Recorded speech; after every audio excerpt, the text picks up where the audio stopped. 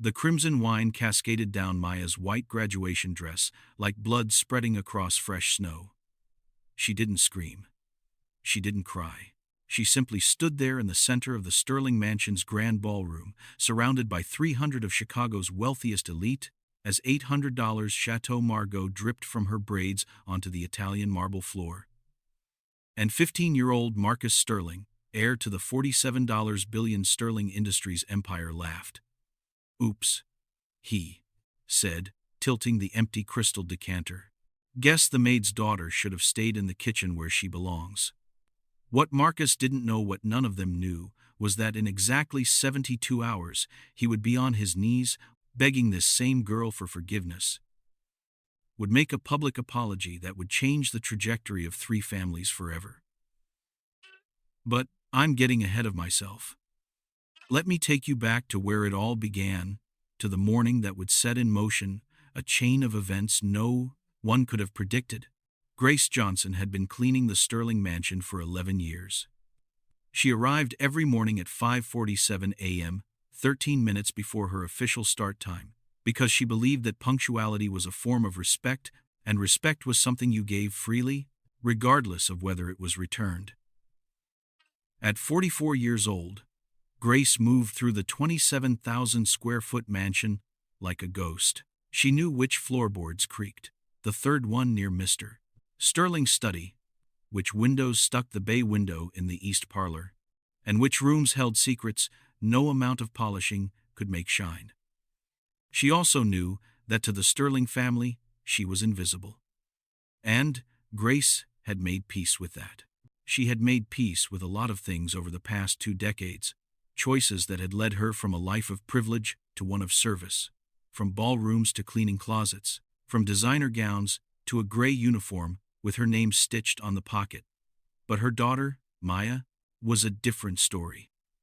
Maya was 16 years old, brilliant in ways that made her teachers nervous, and possessed of a quiet dignity that made grown men uncomfortable. She had her mother's eyes deep brown pools that seemed to see through pretense, and her father's analytical mind. Her father, David Johnson, had been a professor of economics at Northwestern before a drunk driver took him from them 8 years ago. Since then, Grace had done everything in her power to ensure Maya never knew want, never knew hunger, and most importantly, never knew the full truth of their circumstances. Maya thought they were poor. She wasn't wrong, not entirely. They lived in a modest, 2-bedroom apartment on the south side. Grace drove a 2009 Honda Civic with 187,000 miles. Maya's clothes came from thrift stores, carefully selected and expertly tailored by Grace's own hands to look like they'd stepped off a department store rack. But there was a safety deposit box at First Chicago Bank that contained documents Maya knew nothing about. Documents that would one day reveal a truth so unexpected, so earth-shattering, that it would force Maya to redefine everything she thought she knew about sacrifice, about love, and about the true meaning of wealth. But that revelation was still days away. The day before the Sterling Foundation's annual charity gala, Grace was polishing the silver in the dining room when she heard footsteps behind her. Heavy, deliberate, the footsteps of someone who owned the ground beneath them. Grace. Victor Sterling stood in the doorway, immaculate in a charcoal Brioni suit that cost more than Grace's annual salary. At 52, he remained a commanding presence, silver-templed, sharp-jawed, with eyes the color of cold steel. He'd built Sterling Industries from a modest manufacturing company into a global conglomerate through equal parts genius and ruthlessness. Grace had seen both sides. "Mr. Sterling," she said, setting down the silver polish. "Is there something you need?" Victor hesitated. In 11 years, Grace had never seen Victor Sterling hesitate. "The gala tomorrow," he said finally. "Margaret has informed me we're short-staffed for the event. She's asked if you'd be willing to bring your daughter to assist with the coat check." Grace's heart stopped. She'd kept Maya away from the Sterling Mansion for 11 years. It was a conscious choice, a protective measure. A line she'd drawn in the sand between her work life and her real life. "I'm not sure we'll pay double the standard rate," Victor interrupted. And Maya will receive a formal letter of recommendation for her college applications. Margaret mentioned, your daughter is quite accomplished. Valedictorian, isn't she? Grace wanted to say no. Every fiber of her being screamed to refuse, to protect Maya from this world of excess and entitlement, from people who measured worth in dollars and bloodlines. But Maya needed that recommendation letter. She needed every advantage Grace could give her, because the path out of poverty was narrow and treacherous, and Maya deserved to walk a wider road. I'll ask her, Grace said quietly. Victor nodded, already turning to leave. Then he paused. Grace, you've worked for this family for over a decade. You've been reliable. It wasn't a compliment. It wasn't an acknowledgement of her humanity, her dedication, her early mornings and late nights and missed moments with her daughter. It was a statement of utility. Grace had been useful. Thank you, sir, she said, because after 11 years, she knew that was the only acceptable response. Victor disappeared down the hallway, his expensive shoes clicking against the marble like a countdown timer. Grace stood alone in the dining room, surrounded by silver worth more than her life savings, and for the first time in years, she allowed herself to feel the weight of her choices. Somewhere in this mansion, hidden in a study she'd cleaned 1,000 times, was a photograph. A photograph that Victor Sterling glanced at, occasionally without recognizing the face in the frame. A photograph of a woman named Eleanor Grace Mitchell, before she became Grace Johnson, before she walked away from everything, before she made a decision that would define the next 25 years of her life. But Grace pushed those thoughts away, picked up her polishing cloth, and continued her work. Invisible, reliable, safe. For now. Marcus Sterling had never been told no, not by his parents, who believed that discipline stifled creativity. Not by his teachers at the exclusive Lakewood Preparatory Academy, who understood that Sterling money funded half the school's programs. Not by his friends, if you could call them that, a rotating cast of sycophants who laughed at his jokes and agreed with his opinions and never, ever challenged him. At 15, Marcus had already developed the swagger of someone who believed the world was his playground and other people were merely decorations. He had his father's jawline, his mother's blue eyes, and an entitlement that had been cultivated since birth. His bedroom alone was larger than most Chicago apartments, a sprawling suite with a gaming setup worth $50,000, a closet full of designer clothes he'd worn once, and a wall of trophies from sports he'd barely participated in. The Sterling name ensured he made every team. But beneath the arrogance, beneath the designer clothes and the cruel jokes and the dismissive sneers, Marcus Sterling was profoundly, achingly empty. He just didn't know it yet. On the morning of June 15th, Marcus woke at 11 a.m. to the smell of bacon and the sound of his mother's voice echoing through the intercom. Darling, remember the gala tonight. Your father expects you to make an appearance. Wear the navy Armani. Marcus groaned, rolling over in his king-sized bed. The gala. His parents' annual exercise in performative philanthropy, where they wrote checks to feel good about themselves while servers in white gloves circulated with champagne. He found the whole thing tedious. But there was one silver lining. His girlfriend, Brittany Worthington, would be there. Brittany was the daughter of tech mogul Richard Worthington, beautiful in the generic way of people who'd had every advantage and utterly devoted to maintaining her status as Marcus Sterling's chosen companion. Marcus spent the afternoon playing video games with his friend Tyler, who laughed at everything Marcus said and lost at everything Marcus challenged him to. By 6 p.m., he was showered, dressed, and standing in the grand foyer, waiting for the first guests to arrive. That's when he saw her. She was standing near the coat check station, dressed in a simple white dress that looked almost elegant despite its obvious lack of designer origins. Her hair was styled in neat braids pulled back from her face, and she was speaking quietly with one of the catering managers, nodding as instructions were given. Something about her irritated Marcus immediately. Maybe it was the way she stood straight-backed, composed, refusing to shrink into the background like the other service staff.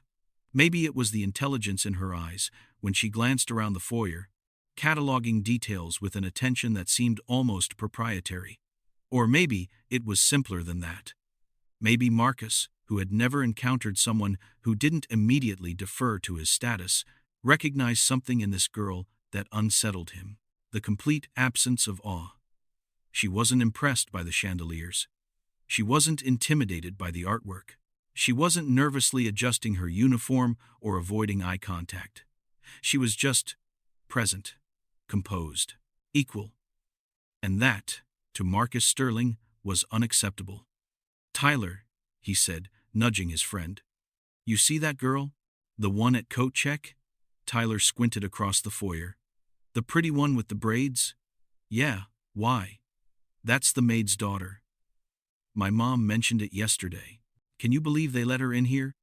Tyler, ever the faithful echo, smirked. Servants bringing their kids to the party. Classy. Marcus felt something dark and petty uncurl in his chest. Something that wanted to remind this girl of her place. To wipe that calm composure off her face and replace it with the deference he deserved. "I'm going to have some fun tonight," Marcus said. Tyler laughed, because that's what Tyler did. Neither of them noticed the older woman in a gray uniform watching from the doorway to the service hall. Grace Johnson, her face pale, her hands trembling slightly as she watched her daughter step unknowingly into the crosshairs of a boy who had never learned the weight of cruelty. Maya Johnson had agreed to work the Sterling Gala for one reason: the letter of recommendation.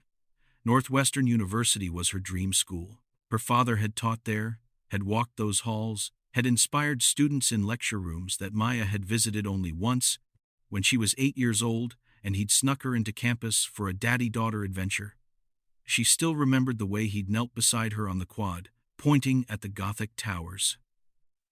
"Someday, baby girl, you're going to walk these halls. Not as a visitor. As a student. As a scholar. As someone who earns her place through the quality of her mind." 3 months later, he was gone. And Maya had spent the 8 years since then working toward that dream with a single-minded determination that left her teachers in awe and her classmates slightly intimidated. Valedictorian, perfect SAT scores. State champion in debate. Regional science fair winner. Volunteer coordinator at 3 different community organizations. But none of that mattered without connections. Without recommendations from people whose names opened doors. Without the invisible currency of status that Maya didn't possess and couldn't purchase. So when her mother came home 2 days ago, looking exhausted and conflicted, and asking if Maya would consider helping at a gala, Maya had said yes.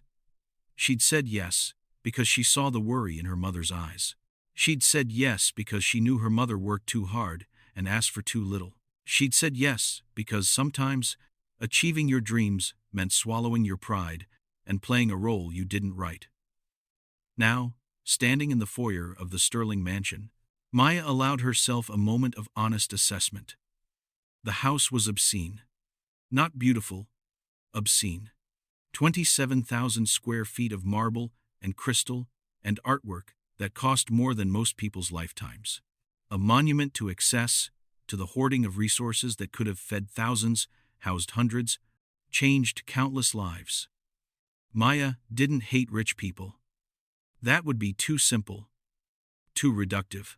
She understood that wealth was complicated, that some billionaires built hospitals and funded research and genuinely tried to make the world better. But she also understood that for every philanthropist, there were 10 who simply accumulated, who measured their worth in zeros and their success in the envy of others. She wondered which category the Sterlings fell into. "Excuse me?" Maya turned to find a woman in her 50s studying her with sharp, assessing eyes. The woman was dressed in an elegant burgundy gown, her silver hair perfectly coiffed, her jewelry understated but clearly expensive. "Yes, ma'am, you're Grace's daughter, aren't you?" Maya nodded, keeping her expression neutral. "Yes, ma'am, Maya Johnson." The woman's expression softened just slightly. just enough to hint at something beneath the polished exterior. "I'm Margaret Sterling. I want to thank you for helping us tonight. Your mother speaks very highly of you." "Thank you, Mrs. Sterling. It's an honor to be here." The words tasted like copper in Maya's mouth, but she'd learned long ago that sometimes survival meant performing. Margaret studied her a moment longer, something flickering in her eyes. Curiosity, perhaps, or recognition of a kindred spirit playing a role. Then she nodded. "The coat check is yours for the evening." "Yes, ma'am." Margaret swept away in a rustle of silk, leaving Maya alone with her thoughts and a growing sense of unease. Something felt wrong about this evening. Something she couldn't name but could feel pressing against her chest like a premonition. She glanced toward the grand staircase, where a boy her age was descending with the lazy confidence of someone who'd never questioned his right to exist. He was handsome, she supposed, in the way of catalog models, symmetrical features, expensive clothes, practiced posture. He was also looking directly at her. Not with curiosity. Not with friendliness. With a calculating gaze of a predator selecting prey, Maya held his stare for exactly 3 seconds, long enough to communicate that she saw him, that she wasn't afraid, that whatever game he was playing, she was not an easy target. Then she turned back to her station, arranging the coat check tickets with steady hands. The storm was coming. She could feel it gathering. But Maya Johnson had weathered storms before. She'd weathered her father's death, her family's fall from comfort to struggle, the daily indignities of being poor in a world designed for the wealthy. She would weather this too. She just didn't know yet how much it would cost her. The gala unfolded like a carefully choreographed performance. Chicago's elite arrived in waves, tech magnates and hedge fund managers, politicians and celebrities, all dressed in their finest and eager to be seen being generous. They handed Maya their furs and cashmere coats with barely a glance, pressed claim tickets into her palm without acknowledgement, and swept into the ballroom trailing perfume and self-importance. Maya processed them with mechanical efficiency, hanging each coat with care. Remembering each ticket number, maintaining the pleasant neutrality she'd perfected over years of navigating a world that preferred her invisible. At 8:47 p.m., her mother appeared with a glass of water and a small plate of food. "You should eat something," Grace said quietly, glancing around to ensure they weren't observed. "It's going to be a long night." "I'm fine, Mom." "Maya." Grace's voice carried a weight that made Maya look up. "I need you to promise me something." "What?" "If anything difficult happens tonight, don't react. Don't engage. Just find me, and we'll handle it together. Can you promise me that?" Maya studied her mother's face, the worry lines around her eyes, the tension in her jaw, the way her hands twisted together like she was trying to hold something back. "Mom, what's wrong? What aren't you telling me?" For a moment, Grace seemed on the verge of confession. Her lips parted, her eyes glistened, and Maya saw something there, something vast and complicated and kept hidden for far too long. Then the moment passed. "Nothing, baby. I love you. That's all." Grace pressed a kiss to Maya's forehead and disappeared back into the service corridors, leaving Maya with questions she knew wouldn't be answered tonight. At 9:15 p.m., the trouble began. Marcus had been watching the coat check girl all evening. He'd watched her handle the dismissive rudeness of guests with grace. He'd watched her organize the chaos of expensive outerwear with quiet competence. He'd watched her eat a small dinner in 3-minute intervals between arrivals, never complaining, never flagging. And the more he watched, the more her composure irritated him. Brittany had noticed his distraction and responded with increasingly clingy behavior, hanging on his arm, laughing too loudly at his jokes, pressing herself against him in ways that usually made him feel powerful, but tonight just felt suffocating. "Marcus, come dance with me," she whined, tugging at his sleeve. "You've been distracted all night. In a minute." "You keep saying that." "I said in a minute, Brittany." She recoiled from the edge in his voice, her perfect features arranging themselves into a pout. Marcus barely noticed. His attention was fixed on the coat check station, where Maya Johnson was helping an elderly woman retrieve her wrap with a patience that seemed almost aggressive in its gentleness. Tyler appeared at his elbow, 2 glasses of champagne in hand. At 15, neither of them should have had access to alcohol, but the servers had learned long ago not to question a sterling. "You're still watching her?" Tyler asked. "She thinks she's better than everyone here," Marcus said, the words tasting bitter in his mouth. "Look at the way she stands, like she has a right to be in this room." "So? She's just the help." "Exactly, she's the help. But she's not acting like it." Tyler was quiet for a moment, then his face split into a knowing grin. "So remind her." The suggestion landed like a spark on dry tinder. Marcus took a long swallow of champagne, feeling the alcohol warm his blood and loosen his already weak inhibitions.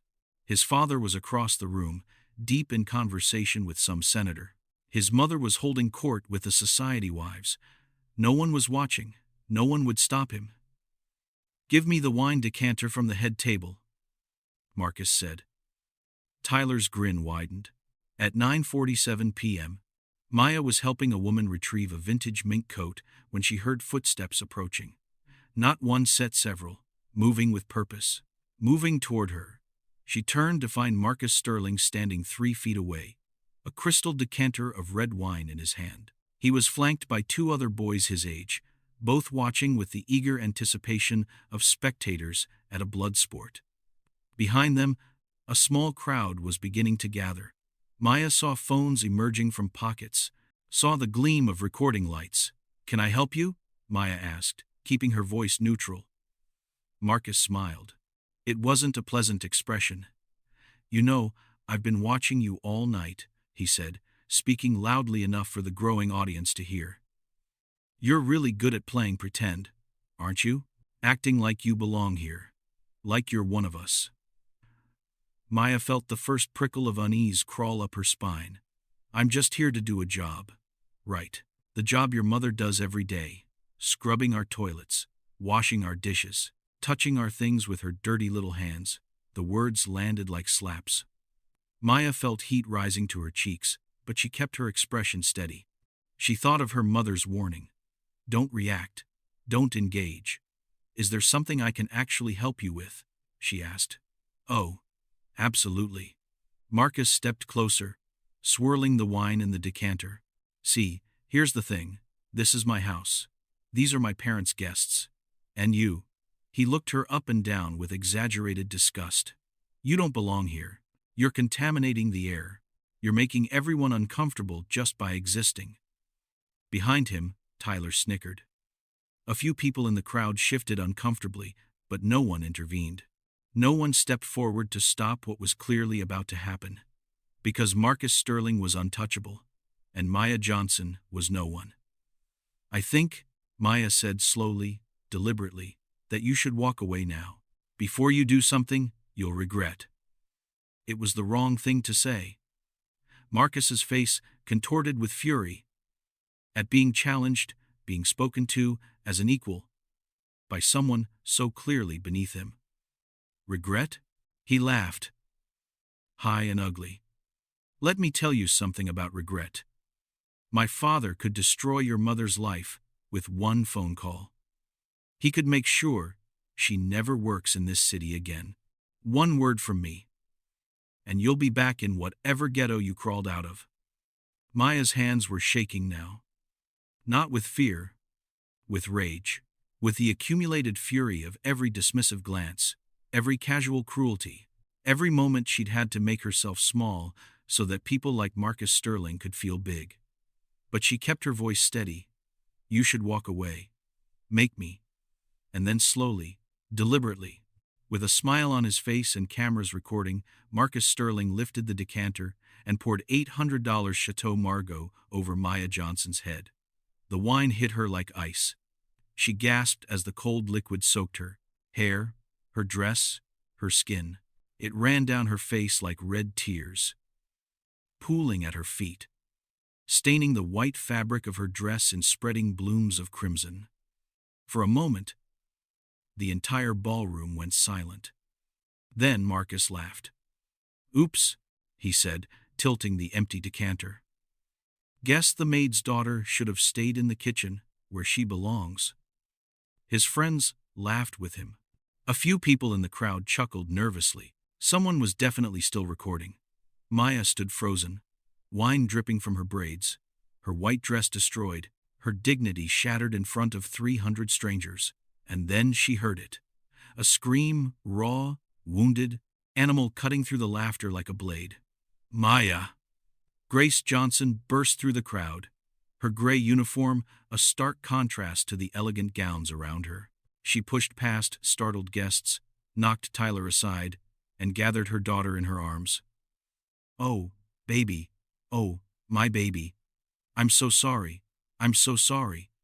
Maya couldn't speak, couldn't move, could only stand there in her mother's embrace, as the wine continued to drip and the crowd continued to stare, and Marcus Sterling continued to smirk. "Get a towel, someone," a woman's voice commanded. Margaret Sterling appeared, her face pale, her eyes blazing with something that looked almost like fear. "Marcus, what have you done?" "Relax, Mom. I was just having fun." "Fun?" Margaret's voice cracked. "You call this fun? It's a joke. She's just the maid's kid." And that's when it happened. A voice deep, commanding, cutting through the chaos like a thunderclap, spoke from the edge of the crowd. "She is not just anything." Victor Sterling stepped forward, his face pale as marble, his eyes fixed, not on his son, but on Grace Johnson. On Grace Johnson's face. On the birthmark behind her left ear that had been hidden for 11 years beneath carefully styled hair, but was now exposed as Grace comforted her daughter. A birthmark, shaped like a crescent moon. A birthmark that Victor Sterling had last seen 25 years ago, on the day his younger sister Eleanor walked out of the family mansion and never came back. "Eleanor?" His voice was barely a whisper. "Ellie, is that you?" The entire room went silent. Grace Eleanor lifted her head slowly, and for the first time in 11 years, she met Victor Sterling's eyes, not as servant to master, but as sister to brother. "Hello, Victor," she said quietly. "It's been a long time. What happened to Eleanor Sterling 25 years ago? Why did she leave her family's billions to become a maid? And what does this revelation mean for Maya, who just discovered that the boy who humiliated her is her own cousin?" The secrets are just beginning to unravel. 25 years. That's how long Grace Johnson had kept her secret. 9,125 days of hiding in plain sight.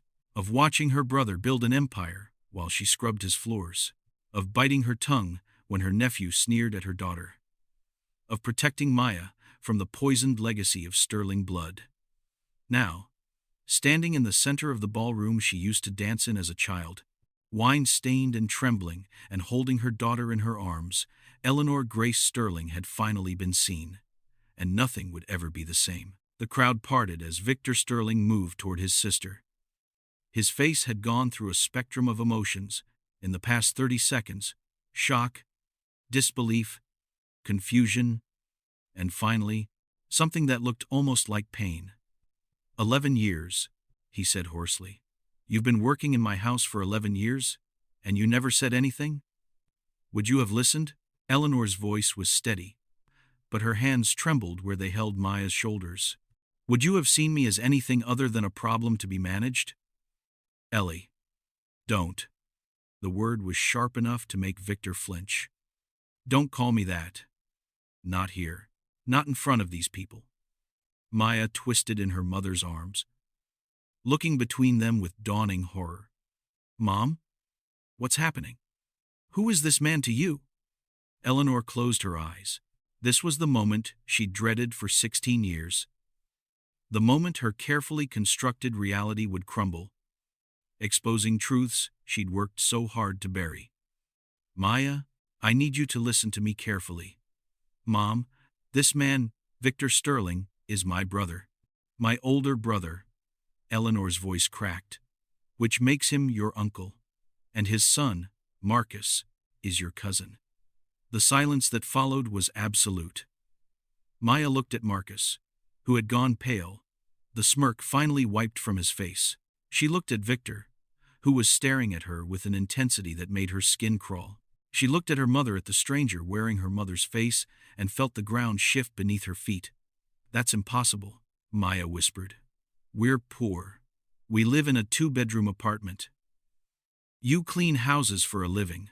You can't be, we can't be. It's complicated, baby." "Complicated?" Maya's voice rose, cracking with hysteria. "You've been lying to me my entire life. Is Dad even real? Is anything you've told me true?" "Your father was real." Eleanor's eyes glistened. "David was the most real thing that ever happened to me. He saw me, really saw me. Not as a sterling, not as an heiress, but as Eleanor. As the woman I wanted to be." "But why?" The question tore out of Maya like a sob. "Why would you give up all of this? Why would you choose to be invisible?" Before Eleanor could answer, Margaret Sterling stepped forward. "Perhaps," she said carefully, "this conversation should happen somewhere private." Victor nodded stiffly. "My study, now." As the crowd began to murmur, as phones were hastily tucked away and guests exchanged shocked glances, Maya felt herself being guided through halls she'd seen only through servants' doorways, past paintings worth millions, past sculptures older than her great-grandparents, past all the trappings of a legacy that apparently ran through her veins. She was a Sterling. The maid's daughter was an heiress, and the boy who had just poured wine on her head was her own blood. Victor Sterling's study was exactly what Maya had imagined. Leather-bound books, mahogany furniture, the faint smell of cigars, and old money. Floor-to-ceiling windows looked out over manicured gardens illuminated by soft landscape lighting. On the wall above the fireplace hung a family portrait. Maya studied it with new eyes. 2 parents, stern and formal. A boy, perhaps 17, with Victor's strong jaw and cold eyes. And a girl 15, maybe 16, with wild hair and a rebellious tilt to her chin. A girl who would grow up to become Grace Johnson. "Sit down," Victor said. It wasn't a request. Eleanor helped Maya into one of the leather chairs, then took a position standing behind her protective, maternal warrior. Marcus had been banished to wait outside with his mother. This conversation, Victor had decided, would happen between siblings first. The children would learn what they needed to learn afterward. 25 years, Victor said again, settling into his chair. "You let me think you were dead. I let you think I was gone. There's a difference." A difference. Mother and father died, believing they'd lost their daughter. I spent years, Ellie, searching for you. Hiring investigators. Following leads. Do you have any idea what that did to us? To you? Eleanor's laugh was bitter. What about what your family did to me? Our family. No. Eleanor shook her head. I stopped being a Sterling the night I walked out of this house. The night Father told me I had to choose between the family and the man I loved. Victor's jaw tightened. That man was a nobody. A professor with no connections, no money, no future. Father was trying to protect you. Father was trying to control me. Eleanor's composure finally cracked. Just like he controlled you, Victor. Just like he controlled every aspect of our lives, our choices, our futures. I was supposed to marry Harrison Worthington, do you remember that? Merge the Sterling and Worthington empires through matrimony, like we were chess pieces to be traded. Harrison would have given you everything. Harrison was a cruel, empty man who wanted a trophy wife to manage his social calendar. David was kind. David was brilliant. David saw me as a person, not a pawn. Victor was silent for a long moment. Then, quietly, Father never recovered from losing you. Neither did Mother. And I never recovered from losing them. But I made my choice, Victor. I chose love. I chose freedom. I chose to build a life where my worth wasn't measured in stock portfolios and society pages. Maya listened to this exchange in stunned silence. Her mother, her quiet, humble, hard-working mother, had once been Eleanor Sterling, heiress to billions, sister to one of the most powerful men in Chicago. And she'd given it all up. For love. Mom, Maya said softly. Dad knew? He knew who you really were? Eleanor's expression softened as she looked at her daughter. He knew everything. I told him on our third date, actually. I was terrified.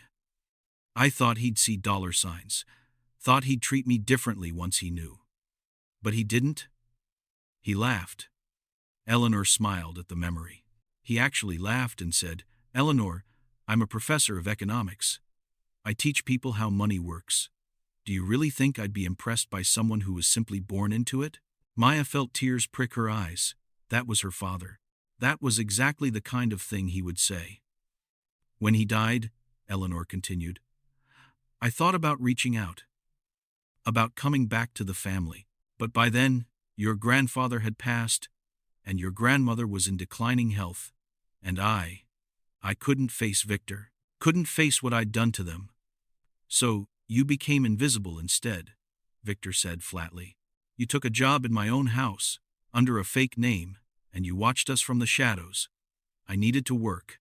David's pension wasn't enough, and I'd walked away from my inheritance. The job here was convenient, close to good schools, flexible hours, decent pay. Eleanor paused. And yes, I wanted to be close to you, to know you were okay. You were always so caught up in Father's plans. Victor, I worried about who you were becoming. And who did you decide I'd become? Eleanor looked at her brother, really looked at him for the first time in 25 years. I decided, she said carefully, that you'd become exactly what Father wanted. Wealthy, powerful, respected, and completely, utterly alone. The study door opened, and Margaret Sterling entered without waiting for permission. The guests are leaving, she said tersely. I've made apologies about a family emergency. The board members are concerned. Let them be concerned, Victor muttered. Victor. Margaret's voice sharpened. What happened tonight will be all over social media by morning. Your son assaulted your niece. He didn't assault. He poured wine on her in front of 300 witnesses, many of whom were recording. If Eleanor decides to press charges, or worse, to go public with her story, Margaret didn't finish the sentence. She didn't need to. The implications hung in the air like smoke. Victor Sterling, philanthropist, captain of industry, pillar of Chicago society, had unknowingly employed his estranged sister as domestic help for over a decade. His son had publicly humiliated his own cousin, treating her as subhuman because of her perceived class status. The story wrote itself. The headlines would be merciless. Sterling heir attacks cousin he didn't know existed. Billionaire's sister lived as servant in his own home. The Sterling family's dirty secret exposed. I'm not going to press charges, Eleanor said quietly. Margaret blinked. You're not? I'm not going to destroy my brother's life over my nephew's cruelty. But, Eleanor's voice hardened, I am going to need some things in return. Victor's eyes narrowed. What things? First, Maya finishes her education without interference or assistance from the Sterling name. She earns her place at Northwestern on her own merits, not because of blood connections. Done. Second, Marcus faces real consequences for what he did tonight. Not a slap on the wrist and an expensive gift. Real consequences. Victor was silent. He needs to understand, Eleanor pressed, that there are people in this world who aren't impressed by his last name, who won't bow to his money or his status. He needs to learn that every person has value, not theoretical value, not charitable cause value, but actual human value. And how do you propose I teach him that? I have some ideas. Maya, who had been listening in numb silence, finally found her voice. What about me? Do I get a say in any of this? Everyone turned to look at her. I just found out that everything I believed about my life was a lie. That my mother is secretly a billionaire's sister. That the boy who just destroyed my dress, my only nice dress, by the way, is my cousin." Maya's voice trembled, but held steady. "Don't I get to decide what happens next?" Eleanor reached for her daughter's hand. "Of course, baby. What do you want?" Maya was quiet for a long moment. When she spoke, her words were measured, deliberate. "I want Marcus to understand exactly what he did, not because he's being forced to apologize by his parents, but because he actually, genuinely comprehends the impact of his actions." "That could take years," Victor said skeptically. "Marcus isn't exactly known for his empathy."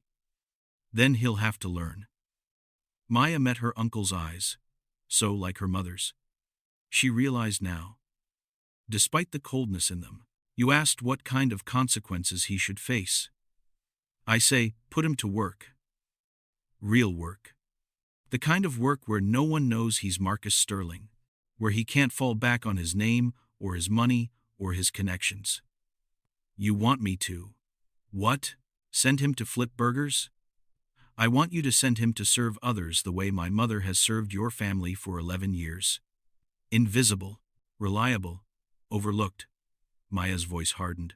"Let him see what it feels like to be treated as less than human. Then maybe he'll start to understand what he did to me tonight." The room was silent. Then, slowly, Margaret Sterling began to nod. "It's not a bad idea," she said carefully. "There's a hospital on the south side that's been asking for corporate volunteers. Hard work, long hours, no glory. Marcus would never survive a week," Victor scoffed. "Then make him survive a month." Eleanor stepped forward, positioning herself beside her daughter. "Make it 3 months. Make it a condition of his inheritance if you have to. But make him earn his way back into this family's good graces." Victor looked at his sister, at the woman he'd mourned for 25 years, who had been sweeping his floors all along. "You've changed, Ellie. I've grown. There's a difference." She paused. "The question is, have you?" Outside the study, Marcus Sterling was falling apart. He sat on a velvet settee in the hallway, his expensive suit wrinkled, his perfect hair disheveled, his face pale as the marble walls around him. Brittany had left. Tyler had fled.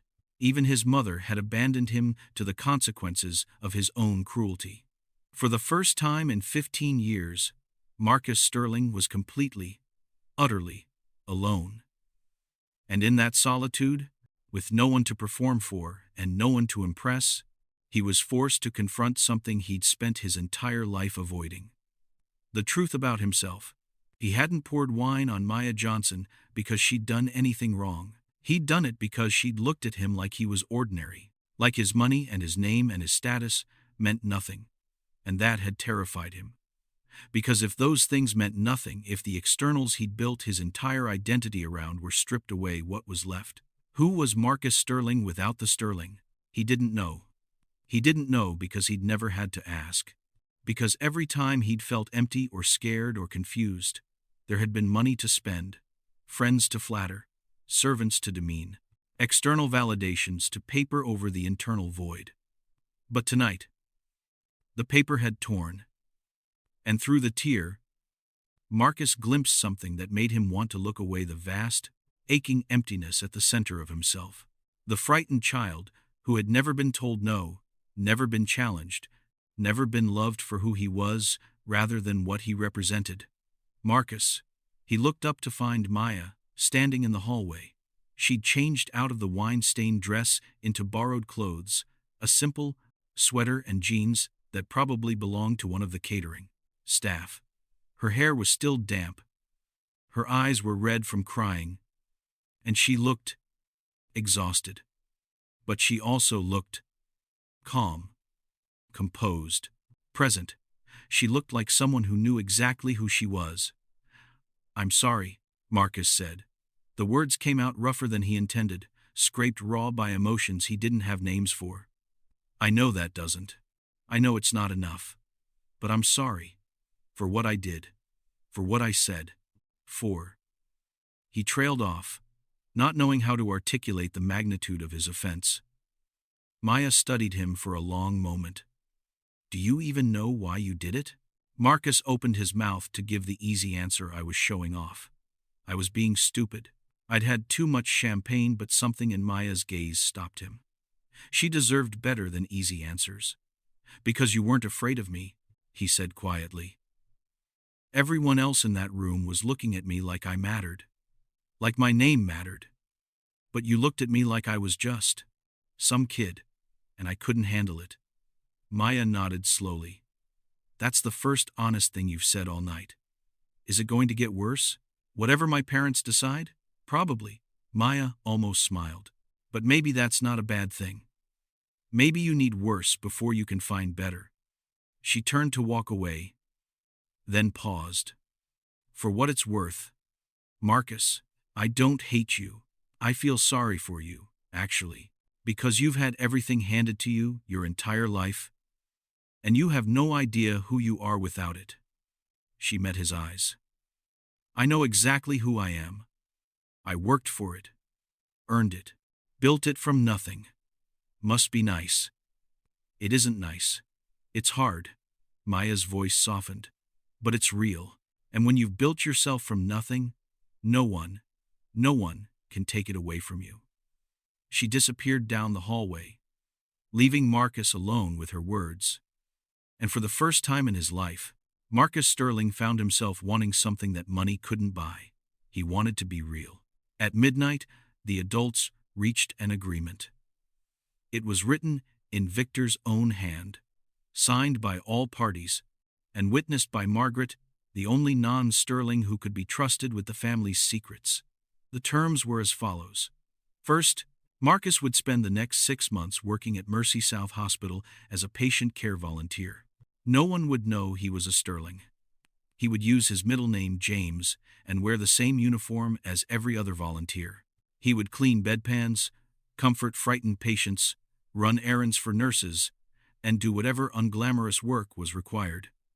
If he complained, if he tried to leverage his name, if he showed any of the entitlement that had defined his first 15 years, the clock would reset to 0. Second, Maya's Northwestern recommendation would come directly from Victor Sterling, but it would praise her accomplishments, not her bloodline. Her name would remain Maya Johnson. Her connection to the Sterling family would remain private unless she chose to reveal it. Third, Eleanor would retain her position at the Sterling mansion for as long as she wanted it, but she would also be given access to her portion of their parents' estate. A trust had been established at their deaths, waiting for the day Eleanor returned. It was substantial, not billions, but enough to ensure neither she nor Maya would ever want for anything again. Eleanor had asked for time to think about the money. "I've built a life without it," she said quietly. "I'm not sure I want it to change." Victor had stared at her with something like wonder. "You really don't care about the money, do you?" "I care about Maya. I care about her future. I care about making sure she has choices I didn't have." Eleanor paused. "But the money itself?" "No. I learned a long time ago that money is just paper. What matters is what you build with your hands, what you give with your heart, what you teach with your time." Victor was silent for a long moment. Then, quietly, "Mother would have liked you. The woman you've become, I mean. Mother liked me when I was 19 and rebelling against everything. She just couldn't say it out loud." Eleanor smiled sadly. I think that was her biggest regret. At 6 a.m., Grace Eleanor returned to her apartment on the south side. Maya was already there, curled up on the couch with a cup of tea she hadn't touched. She looked up when her mother entered, and for a moment, neither of them spoke. Then Maya said, "I have questions." "I know, baby. I'll answer all of them. Starting with, why didn't you tell me?" Eleanor sat down beside her daughter, exhaustion evident in every line of her body. "I was trying to protect you," she began, but Maya cut her off. "Protect me from what? From knowing I had a family? From understanding where I came from? From becoming them?" Eleanor's voice was raw. "Maya, You have to understand, I watched the sterling money twist people. My father was brilliant, but he was also ruthless. He destroyed competitors, crushed unions, prioritized profit over people. Victor is the same way. Underneath the philanthropy, the wealth doesn't just buy things, it buys distance. From consequences, from reality, from your own humanity. And you thought I would become like that? I thought you might be tempted. Eleanor reached for her daughter's hand. You're so talented, Maya, so driven. I could see it from the time you were 5 years old. You were born to achieve things. But I wanted you to achieve them on your own terms. To build something real, not inherit something hollow. Maya was quiet for a long time. The money, she finally said. The trust fund. How much are we talking about? Somewhere around $40 million. Maya's teacup slipped from her fingers, shattering on the floor. 40 million? It's accumulated interest over 25 years. Mother and father set it aside for me before they died, hoping I'd come back. Victor has been managing it. And you were going to just not take it? I was considering it. Mom. Maya's voice cracked between a laugh and a sob. We've been shopping at thrift stores.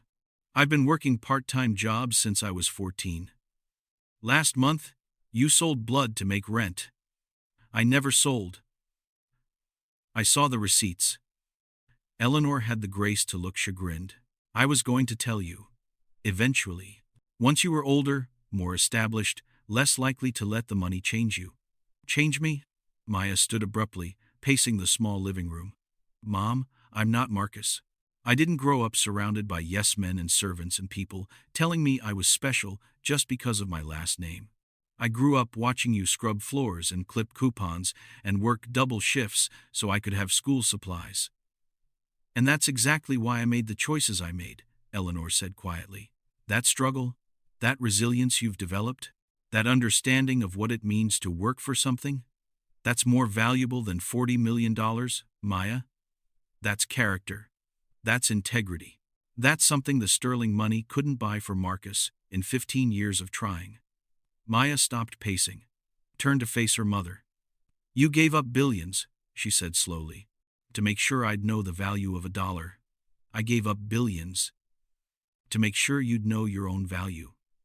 Without the dollars attached. The silence stretched between them, heavy with revelation and recalibration. Then, Maya did something she hadn't done since she was 12 years old. She climbed onto the couch beside her mother, curled into her arms, and cried. She cried for the father she'd lost, for the childhood she'd thought she understood, for the grandmother and grandfather she'd never known, for the 16 years of secrets and sacrifices and silent love. And Eleanor held her daughter, her remarkable, brilliant, beautiful daughter, and let her own tears fall. What do we do now? Maya finally whispered. We do what we've always done, Eleanor replied. We keep building, keep growing, keep earning our way. Even with $40 million? Especially with $40 million. Eleanor pulled back, cupping her daughter's face in her hands. Money is a tool, Maya. In the wrong hands, it's a weapon. In the right hands, it's a bridge. We're going to use it to build bridges. Scholarships for kids like you. Resources for families like ours. Opportunities for people who never got them. And Marcus? Eleanor's expression hardened slightly. Marcus is going to learn what it means to build something. The hard way. 2 weeks later, Marcus Sterling, or rather, James Marcus, reported for his first day at Mercy South Hospital. He stood in the volunteer coordinator's office in khaki pants and a plain blue polo shirt, looking nothing like the heir to a $47 billion empire. His father had confiscated his credit cards, his designer clothes, his expensive car. He'd been given a modest weekly allowance, a bus pass, and a studio apartment in a neighborhood that made him lock his doors twice. The coordinator, a no-nonsense woman named Gloria, who'd been running the volunteer program for 20 years, looked him up and down, with the clinical assessment of someone who'd seen 1,000 lost boys walk through her doors. James, right? Yes, ma'am. You're here for the patient care program? Yes, ma'am. Gloria's eyes narrowed. Most of the young people who volunteer here are doing it for college credit or community service hours. You're not in school, and you're too young to have a record. So, why are you here? Marcus had rehearsed this moment with his father. The cover story was simple. He was a homeschooled kid looking to explore career options in healthcare. But standing in this cramped office, surrounded by faded posters about hand hygiene and compassion, something made him deviate from the script. I did something stupid, he said quietly. Hurt someone who didn't deserve it. This is part of making it right. Gloria studied him for a long moment. Then, something in her expression softened just slightly, just enough to suggest that perhaps Marcus wasn't completely hopeless. Well, James, she said, if you're here to learn about consequences, you've come to the right place. This hospital serves the South Side. Our patients are poor, sick, and often scared. They don't have insurance companies advocating for them or families able to take time off work. They have us. She handed him a volunteer badge and a list of duties. You start in the geriatric ward. Mrs. Robinson in room 312 needs her bedsheets changed. Mr. Torres in 308 hasn't had a visitor in 3 weeks and could use someone to read him the newspaper. And there's a woman in 315 who's dying. She won't last the week, and she needs someone to hold her hand. Marcus swallowed hard. I don't know how to do any of that. That's why you're here to learn. Gloria's voice was firm, but not unkind. Welcome to Mercy South. James, try not to screw it up. Marcus spent his first day changing bed sheets soaked with bodily fluids, listening to Mr. Torres's rambling stories about the Korean War, and sitting silently beside a woman named Elizabeth who drifted in and out of consciousness, occasionally squeezing his hand with surprising strength. By 7 p.m., when his shift ended, he was exhausted in ways he hadn't known were possible. His back ached from lifting patients. His hands smelled like industrial soap. His expensive haircut was ruined by sweat. And yet, something had shifted. When Mr. Torres had looked up at him with grateful eyes and said, "Thank you for sitting with me, son. These walls get lonely." Marcus had felt something warm unfurl in his chest. When Elizabeth had woken briefly, seen his face, and smiled like he was someone worth smiling at, he'd wanted to cry. These people didn't know he was a sterling. They didn't care about his family's money, or his father's influence, or his designer wardrobe. They saw him as James, a young man who showed up, did the work, and treated them with basic human dignity. And somehow, that felt more meaningful than anything Marcus had experienced in 15 years of privilege. Walking to the bus stop, in the gathering darkness, Marcus passed a group of teenagers his age, hanging out on a corner. They looked at him without recognition, just another kid in khaki pants, invisible in a neighborhood full of invisible people. For the first time in his life, Marcus Sterling was nobody special. And for the first time in his life, he wanted to become somebody worth being. Marcus's journey of redemption has only just begun. But 6 months is a long time, and the challenges ahead will test him in ways he never imagined. Meanwhile, Maya faces a decision that will define her future. Embrace the Sterling legacy she never knew she had, or forge her own path entirely? And Eleanor must confront the brother she abandoned and the family secrets that drove her away in the first place. 6 months is long enough to break a person. Or make them. On December 14th, exactly 183 days after the Weinstein night that changed everything, Marcus Sterling stood in the lobby of Mercy South Hospital and realized he wasn't the same person who'd walked through those doors. That boy, the cruel, entitled, empty shell of a human being, had died somewhere between room 312 and room 308. Between the bed sores he'd learned to treat and the hands he'd learned to hold. Between the tears he'd shed for strangers and the tears they'd shed for him. In his place stood someone new, someone real, someone who was about to face the ultimate test of how much he'd truly changed. The call came at 4:47 a.m. on Marcus's last day. He was half asleep in his studio apartment, the one his father had provided as part of his rehabilitation program, when his phone buzzed with an unfamiliar number. "Hello? Is this James Marcus?" The voice was official, clinical. Marcus was instantly awake. "Yes. This is Mercy South Hospital. We have a patient in critical care who's been asking for you specifically. Room 417. Can you come in early? I'll be there in 20 minutes." Marcus threw on clothes and ran the 6 blocks to the hospital. In the past 6 months, he'd learned every shortcut, every corner store owner's name, every homeless regular who slept in the doorways. He wasn't Marcus Sterling here, he was James, the volunteer who always had a kind word and sometimes slipped a few dollars from his meager allowance to the Vietnam vet who camped behind the dumpster. He arrived at room 417, breathing hard, expecting one of his regular patients, maybe Mr. Torres, whose heart had been struggling lately, or Mrs. Chen, whose cancer had been spreading despite treatment. He was not expecting to see his father. Victor Sterling lay in the hospital bed, pale and diminished, hooked up to machines that beeped and whirred with mechanical indifference. His eyes were closed, his breathing shallow, his powerful frame somehow shrunken beneath the thin hospital blanket. Marcus froze in the doorway. "Dad?" Victor's eyes opened slowly.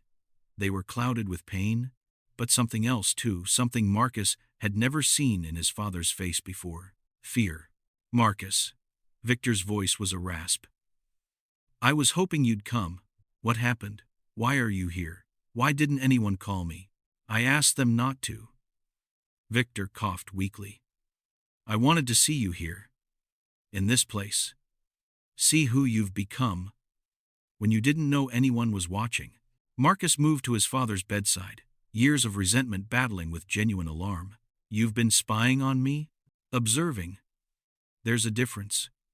Victor attempted a smile that came out more like a grimace. "The nurses talk? Marcus. They talk about the young volunteer who sits with dying patients, who reads to lonely veterans, who cries at funerals for people with no families." He paused to catch his breath. "They talk about James Marcus like he's some kind of saint. I'm not a saint." "No, you're not." Victor's hand trembling, IV punctured, reached for Marcus's. "You're my son, and you've become a better man than I ever was." Marcus felt tears prick his eyes. "Dad, what's wrong with you? Why are you in the hospital?" "Heart attack. Last night, minor, they say, but it was enough to make me realize some things." Victor's grip tightened with surprising strength. "I've spent my whole life building an empire, Marcus. 40 years of deals and acquisitions and power plays. And do you know what I've realized, lying in this bed? What? None of it matters. Not the money, not the influence, not the headlines or the board seats or the legacy." Victor's eyes glistened. "What matters is this: being here. With you. Watching you become the man I never had the courage to be." Marcus couldn't speak. His throat had closed around a lump of emotion he'd spent 15 years refusing to feel. "I was wrong," Victor continued. "About everything. About what mattered. About how to raise you. About Eleanor and Maya. About the whole damn world." He coughed again. "But I have a chance to make it right. We have a chance." "What do you mean?" Victor reached beneath his pillow and produced an envelope. "My will," he said. "I've rewritten it. The lawyers finalized it last week." Marcus took the envelope with shaking hands. "I don't understand." "Open it." The document inside was dense with legal language, but certain words jumped out. "Equal division. Maya Eleanor Johnson. Eleanor Grace Sterling Mitchell. Marcus Victor Sterling. I'm dividing the estate 3 ways," Victor explained. "You, your aunt, and your cousin. Equal shares. But that's billions of dollars. You barely know Maya. I know she's a Sterling. I know she was raised by a woman who chose integrity over inheritance. And I know that if anyone deserves a chance to do something meaningful with the Sterling money, it's her. Marcus stared at the will in his hands. 6 months ago, he would have been furious, outraged at having his birthright diluted, his future fortune reduced by 2/3. Now, he felt something else entirely. Relief. Does Mom know? Your mother knows. She supports it. Victor's voice was fading, exhaustion pulling him under. She's been visiting Eleanor, you know. They've become friends, I think, or something close to it. The two women your father couldn't bring himself to choose between, they chose each other. Marcus set the will aside and took his father's hand again. Rest? Dad, we can talk more when you're stronger. Marcus. Victor's eyes locked onto his with sudden intensity. I need you to do something for me. Anything. Find Maya. Tell her what I've done. And tell her. Victor's voice cracked. Tell her I'm sorry. For Marcus, who was. For the man I raised him to be. For every moment she was made to feel less than. I'll tell her. Promise me. I promise. Victor's eyes drifted closed, his breathing evening out into sleep. Marcus sat beside him, holding his father's hand, watching the rise and fall of his chest. And for the first time since he was 6 years old, Marcus Sterling cried for his father, not tears of frustration or anger or resentment, tears of love. Maya received the call from Marcus 3 hours later. She was at Northwestern, where she'd been accepted early decision based entirely on her own merits, just as she'd wanted, studying for her first semester finals. Her room in the freshman dorm was small but completely hers, decorated with photos of her father and cheap fairy lights she'd strung herself. Marcus? Maya, I need to see you. It's important. There was something different in his voice, something raw and real that she'd only glimpsed once before, that night in the hallway 6 months ago. I'm in the middle of studying. It's about my father. And your mother. And everything. Maya closed her textbook. Where? They met at a coffee shop near campus, neutral ground, where neither of them had history. Marcus arrived looking haggard, stubbled, red-eyed, wearing the same clothes he'd clearly been in all day. You look terrible, Maya said. I feel worse. He slid into the booth across from her. My dad had a heart attack last night. Oh, Maya's hostility softened. Is he okay? For now. But it made him. He had realizations. Made decisions. Marcus handed her the will. Maya read it 3 times before looking up. This is real? Signed and witnessed. But that's, Marcus, this is billions of dollars. 16 billion each. Roughly. After taxes and estate fees. Marcus said, it matter-of-factly, like he was discussing the weather. My dad wants you and your mom to have equal shares. He says it's what should have happened all along. Maya set the will down slowly. I don't want it. Marcus blinked. What? I don't want $16 billion. I didn't earn it. I didn't build it. It's just money that happened to accumulate. Maya. That's insane. You could do anything with that money. Fund research. Build hospitals. End poverty in a dozen communities. Or I could let it corrupt me. Maya's eyes met his steadily. Like it corrupted your grandfather. Like it almost corrupted you. The words landed, but they didn't wound, not anymore. Marcus had spent 6 months confronting hard truths about himself. One more didn't break him. So, what do you want to do? I want to choose. Maya's voice was firm. Not have it chosen for me. If I accept this inheritance, I want it to be because I've thought it through, because I have a plan, because I can be certain the money will serve something bigger than myself. And if you can't be certain, then I don't want it. I'll make my own way, like my mother did. Marcus leaned back in his chair, studying this remarkable girl, his cousin, his former victim, his unexpected teacher. You know what I've learned in the past 6 months? He asked. What? That the most valuable things in life can't be bought. Respect, self-worth. The feeling you get when you help someone who can't help you back. He paused. I used to think my family's money made me special. Now I know it just made me soft. The hard thing, the real thing, is earning your place in the world. Maya nodded slowly. That's what my mom always said. Your mom is the smartest person in our family. Marcus smiled slightly. Don't tell my dad I said that. For the first time since that terrible night, Maya found herself smiling back. Maybe there's hope for you after all. Marcus Sterling. It's James now. At least at the hospital. His expression sobered. Maya, there's something else. My dad wanted me to tell you something directly. What? He's sorry. For what I did to you. For how he raised me. For all of it. Marcus's voice caught. I know that might sound hollow coming from me. But he meant it. I watched him say it. It wasn't performance or PR management. It was real. Maya was quiet for a long time. Do you know what the hardest thing about that night was? She finally asked. It wasn't the wine. It wasn't the dress. It wasn't even being humiliated in front of 300 people. What was it? It was the fact that no one stopped you. 300 adults watched a 15-year-old boy assault a teenage girl, and not one of them intervened, because you were a Sterling and I was nobody. Marcus flinched. That's what broke something in me. Maya continued. The realization that money doesn't just corrupt the people who have it. It corrupts everyone around them. It makes witnesses into accomplices. It turns bystanders into enablers. I know. Do you? Maya leaned forward. Because if you're going to inherit $16 billion, even if it's split 3 ways, you need to understand what that kind of money does. The responsibility it carries, the damage it can do if you're not careful. That's why I need your help. Maya raised an eyebrow. My help?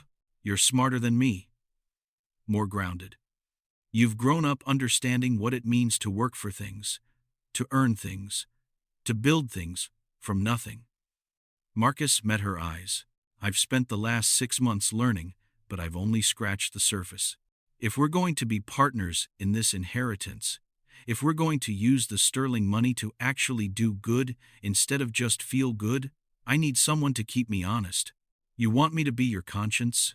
I want you to be my cousin. Marcus said it simply, without artifice. I want to know you. Not as the girl I hurt, not as the maid's daughter, but as Maya, the person my aunt raised, the person who earned her way into Northwestern, the person who saw something worth saving in a spoiled rich kid. Maya studied him for a long moment. You've really changed, haven't you? I've started to. Marcus's smile was rueful. I've got a long way to go, but I've started. Show me. Show you what? Show me the hospital. Show me the patients you've been working with. Show me who James Marcus is. Maya stood, pulling on her jacket. If you want me to trust you, to really trust you, you're going to have to earn it, just like everyone else. Marcus rose to meet her. I can do that. We'll see. They took the bus to Mercy South, a 20-minute ride that Marcus had made hundreds of times over the past 6 months. Maya watched him navigate the route with easy familiarity, noting how he greeted the bus driver by name, how he gave up his seat for an elderly woman, how he existed in this space, without any of the entitlement that had defined him before. At the hospital, Marcus led her through corridors he knew like his own home. Room 312 is Mrs. Robinson. She's 87 years old, was a jazz singer in the 50s, and she tells the best stories about Chicago nightclubs if you can get her talking. Room 308 is Mr. Torres, Korean War veteran, widower, 3 kids who never visit, and Room 315. Marcus paused outside a door. Room 315 is where I met my first death. What do you mean? Her name was Elizabeth. She was in here for end-stage lung cancer. No family, no visitors, just the hospital staff and volunteers. Marcus's voice was soft. I held her hand for the last 3 hours of her life. She thought I was her grandson. His name was James too, and I didn't correct her. I just stayed until it was over. Maya saw something glistening in Marcus's eyes. That was my 3rd week here, he continued. I went home that night and couldn't stop crying. Not because I was sad, although I was, but because I finally understood what my money had been keeping me from. What's that? Reality. The beautiful, terrible, heartbreaking reality of human life. Marcus turned to face her. Elizabeth taught me more about what matters in those 3 hours than 15 years of private schools and luxury vacations. She showed me that every person has a story, every person has value. And at the end, when all the externals are stripped away, the only thing that matters is whether someone was there to hold your hand. Maya was quiet, processing. Then she said, "Take me to meet Mr. Torres." They spent the afternoon at Mercy South. Maya met the patients Marcus had come to care for, listening to their stories, holding their hands, experiencing the profound humanity that existed in these cramped, underfunded halls. She watched Marcus interact with them, watched the easy affection and genuine respect he showed for people who had nothing to offer him in return. She watched nurses and doctors greet him by name, watched the volunteer coordinator Gloria speak about him with something like pride. When James first arrived, Gloria told Maya, "I thought he'd last a week. Rich kid playing at poverty, trying to check a box. But he kept showing up, day after day, even when it was hard, even when patients died, even when we lost funding and had to cut hours and everyone was stressed and miserable. Why did he stay? You'd have to ask him. But if you want my opinion," Gloria smiled, "I think he was finding something he'd lost. Or maybe something he'd never had in the first place." Maya found Marcus in room 308, reading the newspaper to Mr. Torres. The old man's face was lit up with pleasure, his gnarled hands gesturing animatedly as he debated the baseball scores. "Your friend's pretty," Mr. Torres said when he spotted Maya. "Is she your girlfriend?" "Cousin, actually." Marcus grinned. "Mr. Torres, meet Maya." "A cousin? Wonderful." Mr. Torres beamed at her. "You must be proud of this one, young lady. He's a good boy. Heart of gold. Reminds me of my grandson." Maya looked at Marcus, really looked at him, and saw something she'd never expected to see in the boy who'd poured wine on her dress 6 months ago. She saw her mother's integrity, her father's kindness, the best of what the Sterling blood could be if it was nurtured rather than poisoned. "I'm starting to be," she said softly. Victor Sterling was discharged from the hospital on December 18th. He returned to the mansion he'd lived in for 30 years and found it transformed not physically but spiritually. Eleanor was there, moving through rooms she'd cleaned for a decade but now occupied as family. Margaret was there, working alongside the sister-in-law she'd never known she had. And Maya was there, standing in the grand foyer where she'd once been humiliated, her head held high. "Uncle Victor," she said as he entered. It was the first time she'd called him that. The word hung in the air, heavy with implication. "Maya." Victor's voice was hoarse with emotion. "I owe you an apology." "You don't." "I do." He stepped toward her, moving slowly, partly from physical weakness, partly from the weight of what he needed to say. "Not just for what Marcus did. For what I allowed him to become. For what I allowed this family to become. That wasn't your fault. It was entirely my fault." Victor's eyes were wet. "I built an empire and forgot to build a family. I accumulated wealth and forgot to cultivate wisdom. I raised a son and forgot to teach him what actually matters." He reached into his pocket and withdrew something small, a photograph, creased and worn at the edges. "This is a picture of my sister and me, taken 40 years ago, the summer before she left for college." He showed it to Maya. "We were close. Once. Before our father poisoned everything with his obsession with legacy and control. Before I became another version of him." Maya studied the photo. 2 children, sun-tanned and laughing, arms around each other's shoulders. The boy looked carefree, unburdened, genuinely happy. Nothing like the cold corporate titan he would become. "What happened to that boy?" she asked. "He made choices. Safe choices. Comfortable choices. Choices that built a fortune but cost him his sister, his humanity, his soul." Victor took the photo back, holding it gently. "I don't want that for Marcus. I don't want it for you, either." "What do you want?" "I want you to be better than us. Than me. Than the generations of Sterlings who prioritized money over meaning." Victor's voice broke. I want the Sterling name to stand for something other than wealth. I want my niece, my brilliant, remarkable, resilient niece, to show the world what this family could have been all along. Maya was quiet for a long moment. Then she did something no one expected. She hugged him. Victor Sterling, billionaire, industry titan, patriarch of a broken family, stood in his grand foyer and wept in his niece's arms. 25 years of grief and regret and loneliness poured out of him, absorbed by a girl he'd barely known but who represented everything he wished he'd had the courage to choose. "I forgive you," Maya whispered. It was the gift Victor Sterling hadn't known he needed, and it changed everything. 6 months became a year. A year became 2. Marcus completed his volunteer program at Mercy South and then continued anyway, not out of obligation, but out of love. He enrolled at the University of Chicago, studying public health policy, determined to understand how the healthcare system could better serve communities like the one that had taught him what it meant to be human. Maya graduated from Northwestern summa cum laude and took a position at a nonprofit focused on educational equity. She'd accepted her share of the Sterling inheritance, but with conditions. The money was placed in a trust, with distributions tied directly to measurable social impact. Every dollar she spent had to build something real. Eleanor finally claimed her portion of the family fortune and used it to fund the Johnson Family Foundation, named for her late husband, who had taught her that love was worth more than legacy. The foundation provided scholarships for first-generation college students, funded community health clinics, and supported programs for families navigating grief and loss. And Victor Sterling, humbled by heart attack and awakened by his sister's example, began a quiet transformation of his own. He stepped back from the day-to-day operations of Sterling Industries, installing a board of directors with genuine diversity of background and perspective. He tripled the company's philanthropy budget, and he started spending his mornings at Mercy South Hospital not as a donor touring the facilities, but as a volunteer in room 308, reading newspapers to Mr. Torres. The old veteran didn't know he was being visited by one of the richest men in America.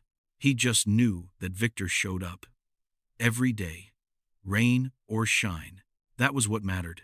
3 years after the night that changed everything, the Sterling family gathered for a different kind of event. Not a charity gala designed to impress and intimidate. A celebration, Maya's wedding. She was marrying a man named Daniel Park, a public defender she'd met through her nonprofit work, a man of modest means and extraordinary character who had proposed with his grandmother's ring and zero fanfare. The ceremony was held in the garden of the Sterling mansion, transformed by Eleanor's hand into something warm and welcoming rather than cold and intimidating. 300 guests attended, but this time the guest list was different. Nurses from Mercy South, teachers from Chicago public schools, students Maya had mentored, families Eleanor's foundation had helped. And in the front row, Marcus Sterling sat beside his father, watching his cousin walk down the aisle. "She's beautiful," Victor murmured. "She's happy," Marcus replied. "That's better." The ceremony was simple.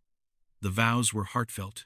And when the officiant pronounced Maya and Daniel husband and wife, the applause that filled the garden came from people who genuinely loved them, not from socialites performing enthusiasm for the cameras. At the reception, Marcus found himself standing alone by the fountain, watching the festivities with something like peace. "You're brooding." Maya appeared beside him, still in her wedding dress, a glass of champagne in hand. "I'm reflecting. There's a difference." "That's what my mom always said," Maya smiled, although she said it about invisible and ignored. Marcus laughed softly. "We have." Maya turned to face him fully. "You know, 3 years ago, I wanted nothing more than to see you suffer, to watch your empire crumble, to witness your complete and utter destruction. And now I'm grateful." She said it simply, without irony. "Grateful that you poured wine on my dress. Grateful that it exposed my mother's secret. Grateful that it set in motion everything that came after." "That's not the reaction I expected. The worst night of my life led to the best years of my life." Maya shrugged. "How can I be angry about that? Marcus was quiet for a moment. "I'm sorry anyway," he said finally. "For what I did. For who I was. For taking so long to become someone worth forgiving." "Marcus." Maya took his hand, something she never would have done 3 years ago. "You're not defined by your worst moment. You're defined by what you do after." "You really believe that?" "I have to." She squeezed his hand. "Because if redemption isn't possible, then what's the point of trying to be better?" Marcus looked at his cousin, at the remarkable woman who had emerged from poverty and prejudice to build something beautiful. At the living proof that character was cultivated, not inherited. At the bridge between what the Sterling family had been and what it could become. "Thank you," he said. "For what?" "For seeing something in me worth saving, even when I couldn't see it myself." Maya smiled and released his hand. "Come on, cousin. They're about to cut the cake. And if you think I'm letting you miss my wedding cake, you're crazier than you look." She walked back toward the reception, and Marcus followed, not as the cruel boy who had once ruled these gardens, but as a man who had learned the hard way that true wealth had nothing to do with money. The Sterling Foundation annual gala returned in its 10th year, but it bore no resemblance to the event that had changed everything. For one thing, the dress code was casual. For another, the venue was Mercy South Hospital's newly renovated community center, funded by the foundation and staffed entirely by graduates of its job training programs. Maya Johnson Park stood at the podium, $43 million worth of charitable programming visible in the faces around her, students she'd mentored, families she'd supported, communities she'd helped rebuild. "When my mother first told me the truth about our family," she began, "I felt betrayed, confused, angry. I couldn't understand why she had hidden something so significant for so long."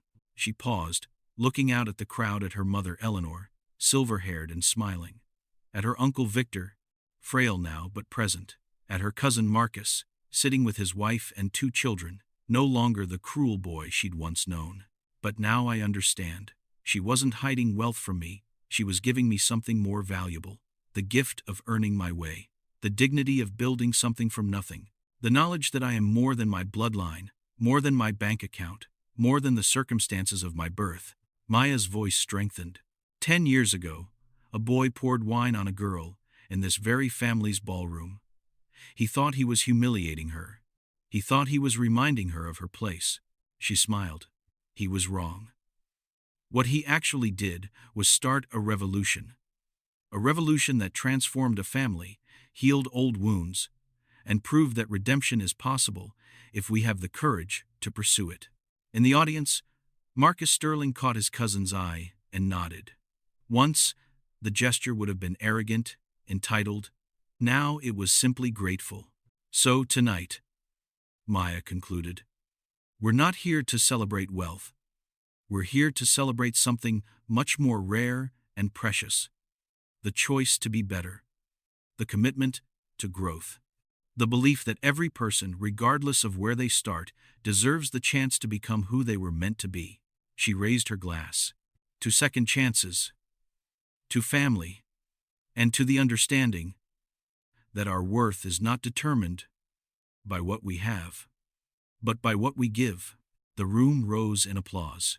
And in that moment, surrounded by the community they'd built, the family they'd healed, the lives they'd changed, the Sterlings finally understood what true wealth meant. It wasn't the money in their accounts. It was the love in their hearts. Thank you for watching. Please share it with someone who needs to hear it. Remember, no matter where you start, you have the power to choose who you become. You are worthy. You are valuable. You are enough. Just as you are.